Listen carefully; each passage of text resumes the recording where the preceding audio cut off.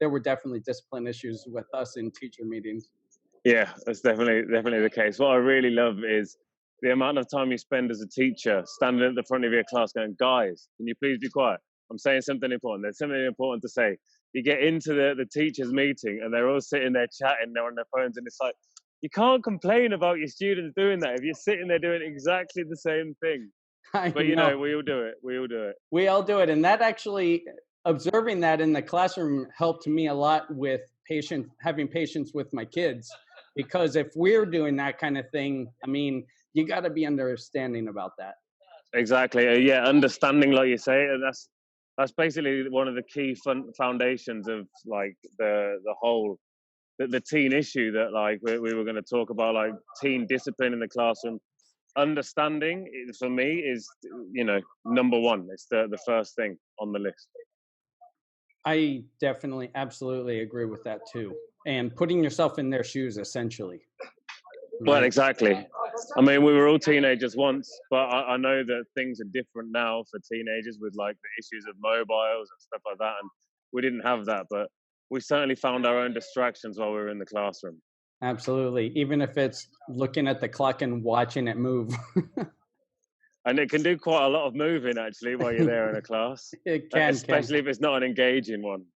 Oh, and even if it is, depending on the kind of student you're. Absolutely, because, yeah, that's the thing. Every single student is different. And that's one of the beauties of being a teacher, is tapping in to what makes those students interested and what makes them tick and what stops them looking at the clock ticking. Those those different things. There's just small different techniques that you kind of think you take for granted, but then you realize that often it's the small things. So many times people have just given me a tiny idea and it's made such a massive difference to my classes, particularly with teens. I mean, I found it much easier to control the little ones.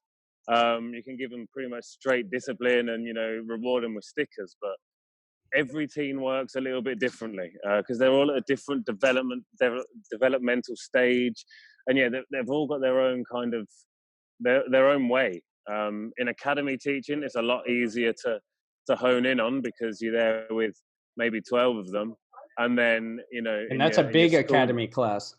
Well, yeah, exactly. And then in your school teaching, there's 25 of them, so it's really hard to not let any of them sort of slip through the net, as it were.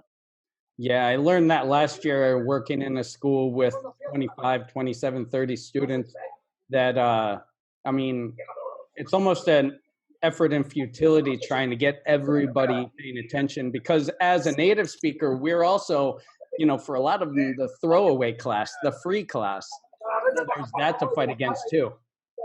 I completely agree with you. And like that kind of throwaway free class thing was something that while I was at my last school, I really tried to use it to my advantage and be like, well, this can be your throwaway free class. It can be super fun. It can be super amazing. And we can just, speak and like do fun things. But we can't do that if you don't behave and if you don't listen and if you don't pay attention. Obviously, they're not always going to pay attention. But I think the thing that we were talking about, like being interested, but you being interested in them. Now, I can remember not long ago, but a teacher came in to the staff room and was just like, oh, Jose in my class, he's just, I don't know what to do. All he ever talks about is tennis this, tennis that, tennis this, tennis that. And well, I just don't know what to do with him. I can't get him interested. And it's just, you stop and you think, some kids it's really hard to get to, but Jose, he was easy. You do a class about tennis. Like, listen to what your students like. All the course book materials, they're all led to teens. They're all based upon teens. You could, if you don't want to stray away from your textbook, you can find that section in the book, and you can get Jose to give a talk about tennis or why Rafa Nadal is better than Federer. You can hook him into that, and that's one of the things that it really troubles me with teens teachers is they come into the class and it's like, oh, Fortnite this, Fortnite that. All they talk about is Fortnite. Of course, all they talk about is Fortnite. All they do is play Fortnite. So how's about you turn your class into a Fortnite class?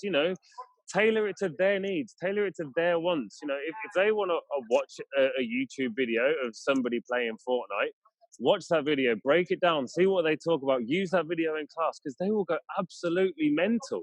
They'll go crazy for it. They'll be like, wow, we did a class on Fortnite, and they will not forget that class, not ever. And then No. you've got them on your side. That I couldn't have said it better. That's the best lessons that I've learned from my experience too, is yeah, use their interest. Don't fight against them. That's the hardest thing. Many teachers fight against themselves in trying to keep discipline or keep focused or keep the class academic. Communication, teaching communication, and we communicate about things that interest us. Well, exactly. And if you've hooked them in with this, you know, this Fortnite video, give them 2 minutes to go crazy. Like, let them go wild about it, because they don't get to watch Fortnite videos in their classes. So let them go wild for a second. Then you calm them down. You can watch the video, and then after that, if necessary, you can bring in the grammar point. You know, you can find a grammar point in any video. You can watch any video, and they can say something in that video, and you can find it. You know, you're watching Fortnite. You can use a conditional. You know, if he hadn't done that, what might have happened? You know, it's so easy to link it into any video. And if you've got them linked into it, if you've got them hooked on it, then that for me is the real key to taking steps with teams. Hey guys, I'm sitting here with my daughter, Sophia. She's recording this, and I just want to thank you for watching this video. If you like it and you want to see another video like it, then right next to me, you can click another video for a fun lesson idea or a teaching tip. And don't forget to subscribe and click the bell so you get new videos every week. Keep teaching and keep learning. Thanks for watching. I'll see you next time.